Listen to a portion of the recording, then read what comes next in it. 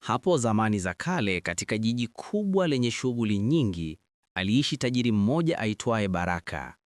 Alikuwa na kila kitu ambacho mwanaume angeweza kutamani: magari ya kifahari, jumba la kifahari na pesa nyingi zaidi ya awezavyo kutumia. Lakini licha ya utajiri wake wote, Baraka alihisi upweke.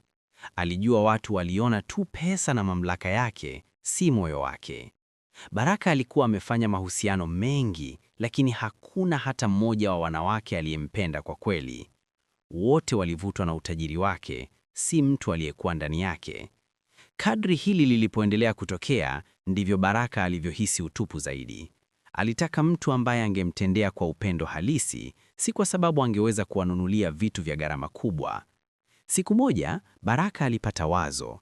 Aliamua kuchacha maisha yake ya anasa na kwenda kujificha. Aliamua kujifanya kuwa muombaji aliyelemaa. Alifikiri kwamba kama angeweza kukutana na mtu ambaye angemjali huku akionekana maskini na dhaifu, huyo mtu labda angemtendea kwa upendo wa kweli. Baraka aliwaambia wazazi wake kuhusu mpango wake, nao walihofu sana. Mama yake, mwanamke maarufu wa biashara, na baba yake, mwanasiasa mwenye nguvu, walijaribu kumshawishi aache wazo hilo. Baraka, unaweza kutambuliwa. Kama mtu hatari atajua wewe ni nani, unaweza kutekwa au kuumizwa, baba yake alisema, sauti yake ikijaa wasiwasi. Nitakuwa mwangalifu, naenda mbali sana mahali ambapo hakuna mtu anayenijua, Baraka aliwahakikishia. Alikuwa ameazimia kupata upendo wa kweli bila kujali hatari. Msimamo wake ulikuwa imara. Aliuacha jumba lake na kusafiri hadi kijijini kidogo mbali na jiji. Huko alivaa nguo za kale zilizochanika na kuketi kwenye kiti cha magurudumu.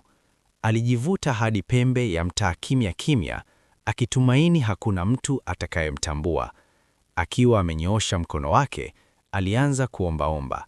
Tafadhali nisaidieni, alinong'ona, akitumaini mtu atakayesimama. Alihisi wasiwasi na udhaifu. Hii ilikuwa mara ya kwanza maishani mwake kuomba chochote kutoka kwa wageni. Kwa siku nyingi, Baraka alikaa barabarani, akiwaangalia watu wakipita. Wengi hawakumtazama hata, wengine walimtazama kwa haraka kabla ya kuharakisha kuondoka. Hakuwahi kuhisi kuwa haonekani hivyo maishani mwake.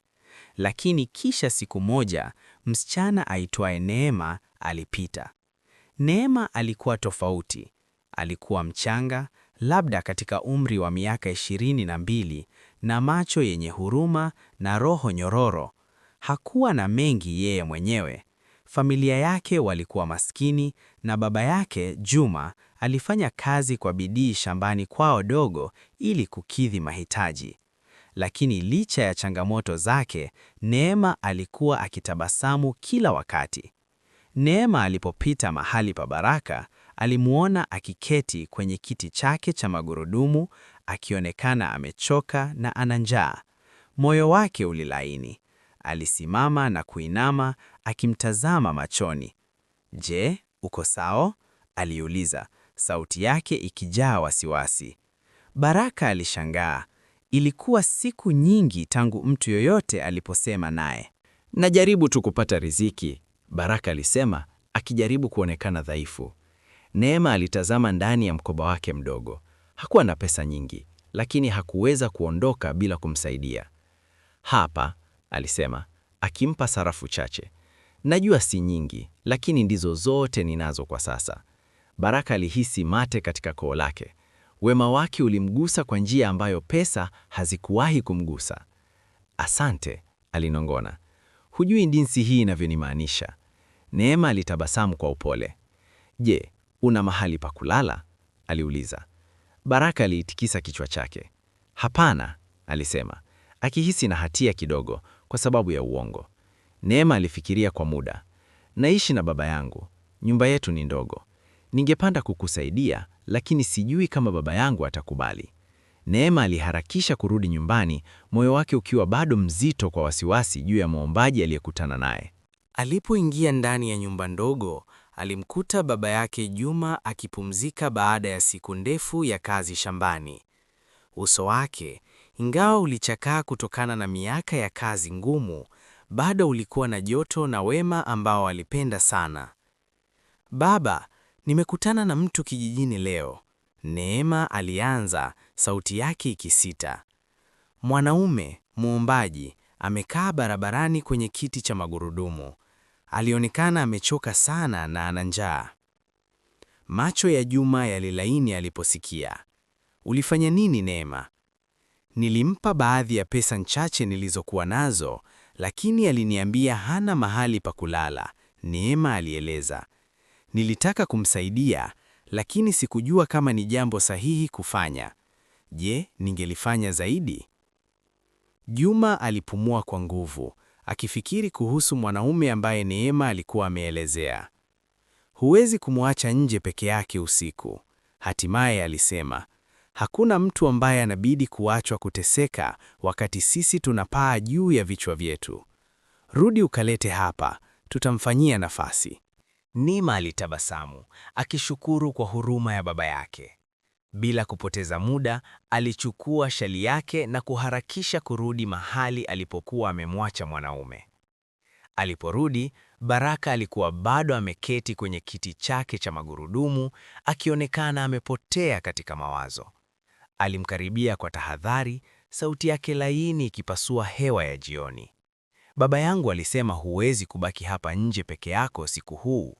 Alisema kwa upole, njoo pamoja nami, tutakupa mahali pa kulala.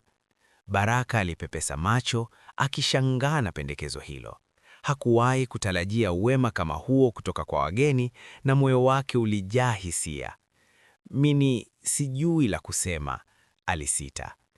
Huna haja ya kusema chochote, Neema alijibu kwa tabasamu la huruma. Turuhusu tu kukusaidia. Kwa msaada wa Neema, Baraka alifika nyumbani kwao ndogo na ya unyenyekevu. Alipovuka kizingiti, hakuweza kuzuia kuhisi joto na usalama ambao hakuwahi kuhisi kwa muda mrefu. Neema na baba yake walikuwa na vitu vichache sana. Hata hivyo, walikuwa tayari kushiriki kile walichokuwa nacho na mtu ambaye hawakumjua vizuri. Baraka alipokuwa akitulia katika chumba kidogo walichomtengenezea, alifahamu kwamba labda tu alikuwa amekwisha kupata kile alichokuwa akitafuta. Lakini huku moyo wake ukiwa umejaa shukrani, pia alihisi hatia inayoongezeka. Alikuwa akiishi uongo, akijifanya kuwa kitu ambacho hakuwa.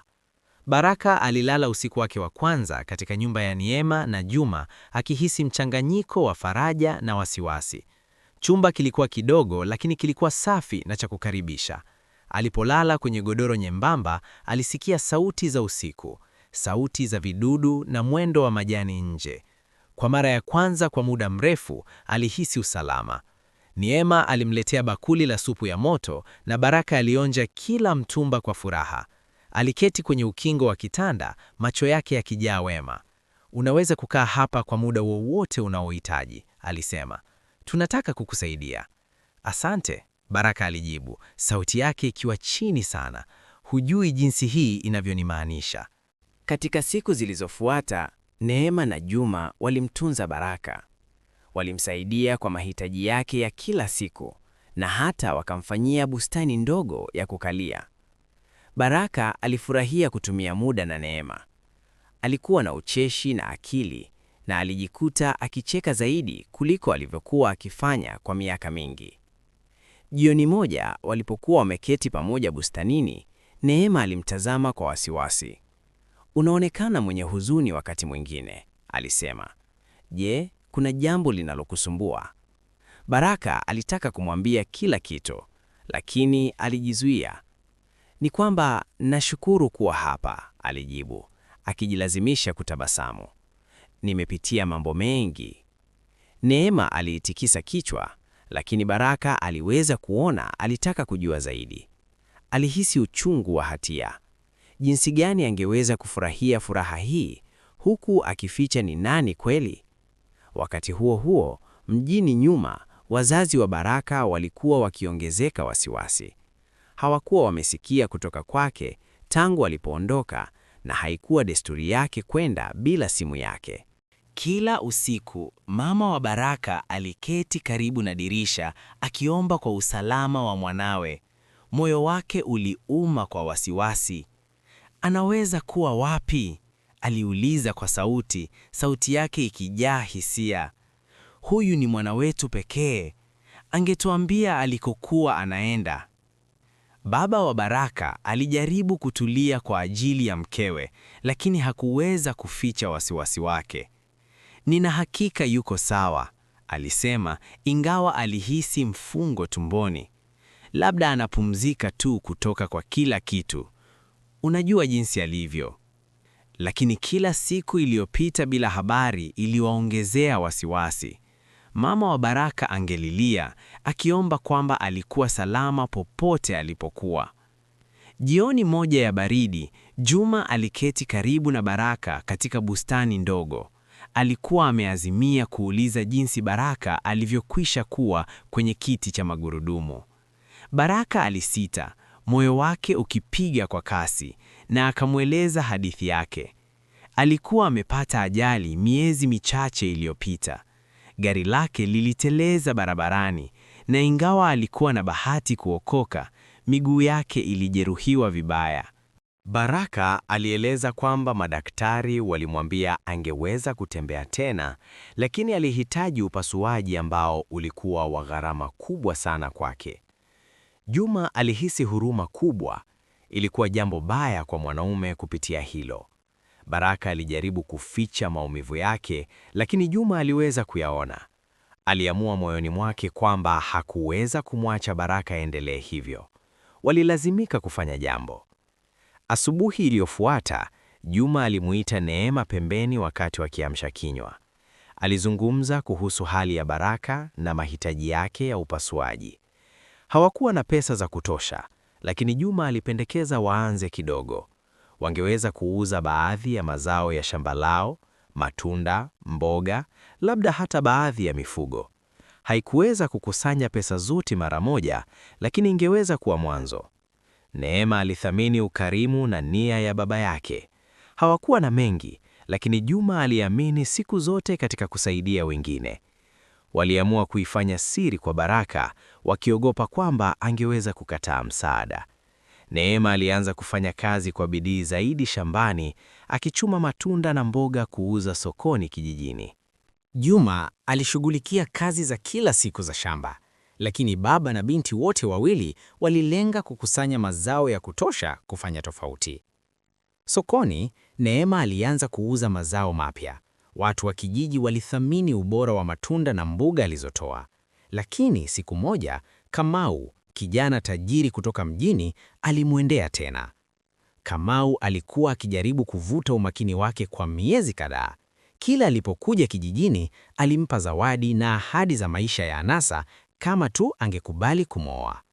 Kamau alifanya pendekezo lake la kawaida, akimwahidi utajiri na starehe. Alizungumza jinsi maisha yake yangekuwa bora zaidi mjini.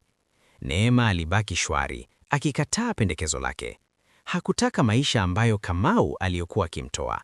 Maisha yake, ingawa yalikuwa ya unyenyekevu, yalimpa amani. Kamau alikasirika. Hakuelewa kwa nini angeweza kuchagua kubaki kijijini akiuza mboga wakati angeweza kuwa na jumba mjini. Alimuita mpumbavu kwa kutaka kuishi umaskini. Msichana wa kijijini mchafu ambaye hakujua bora.